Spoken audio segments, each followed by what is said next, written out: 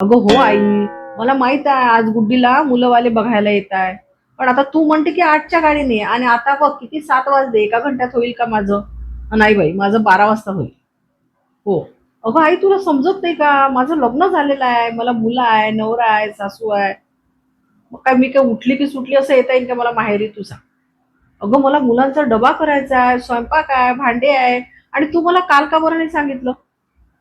मग आता सांगते, नाही बाई माझं नाही जमलं. तू नाही नाही, मी घरचे कामं केल्याशिवाय नाही येत नाही. अगं आई, तुला माहित नाही का माझ्या सासूबाईंचे टोंगळे दुखतात, गुडघे दुखतात ना त्यांचे. नाही नाही, त्यांच्याच्यानी नाही होत बरं. नाही, ते इथून तिथपर्यंत नाही चालू शकत. नाही म्हटलं तर नाही. ते एकही दिवस त्या मॅनेज करतील, पण मी नाही करू देत का त्यांना मॅनेज? हो, येते मी 12च्या गाडीने. हो ठीक आहे, सॉरी हा. हा ठीक आहे, ठेव. अगं बाई, 12 वाजेपर्यंत सगळं करणं आहे मला. चला पट थांबून चालणार आहे, पटपट करावं लागेल काम.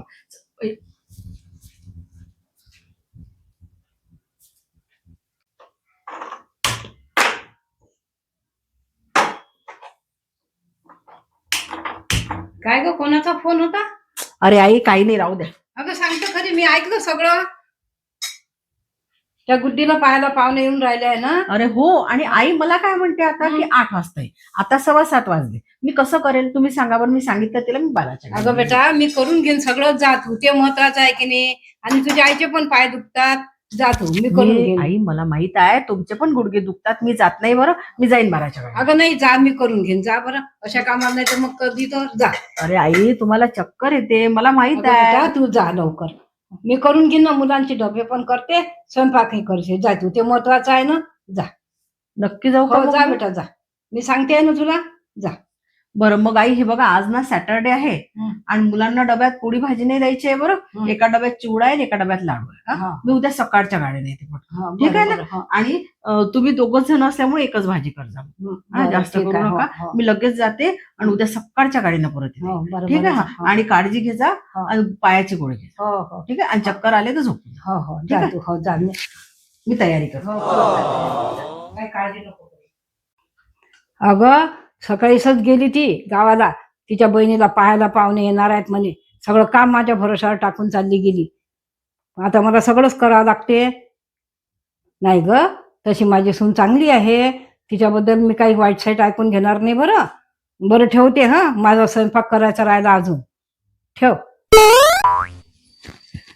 सासूबाई काय करत आहे? कैऱ्यांशी खेळत आहे. सरळ सांगा ना. तुला दिसत नाही का ग, लोणच्यासाठी कैऱ्या फोडून राहिली म्हणून?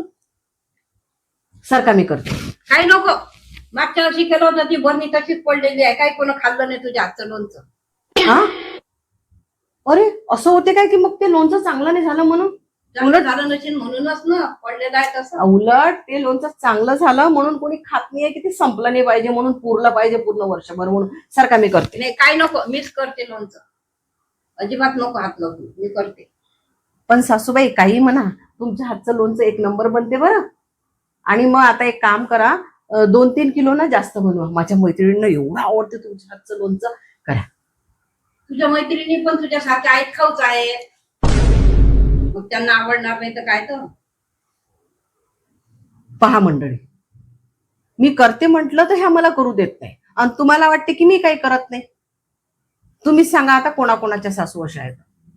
तुम्हीच सांगा मंडळीनं, कोणाकोणाच्या सुना अशा आहेत तर. बरं, ह्या टोले, मला काय करायचं? अगं बाई, आजकालच्या सुनांना बोललेलं चालत नाही बरं.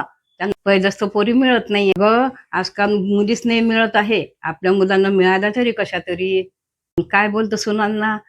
अजिबात बोलत नको जाऊ बरं, बोलायचंच नाही काही.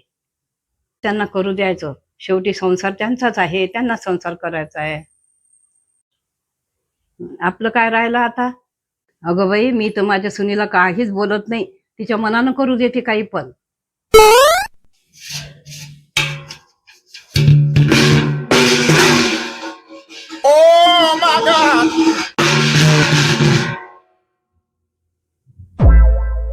आता काय पाडलं हिनं? जरासं घरात लक्ष नाही दिलं का केला तिनं धिंगाणा. किती समजावून सांगत जा तुला. एवढे वर्ष लग्नाला झाले तरी अजून काही डोकं चालत नाही तुझं. आताही मला दुसरी सून मिळाली ना तर मी करते, पण तुझ्यापासून सुटका होऊन जाते. हैट.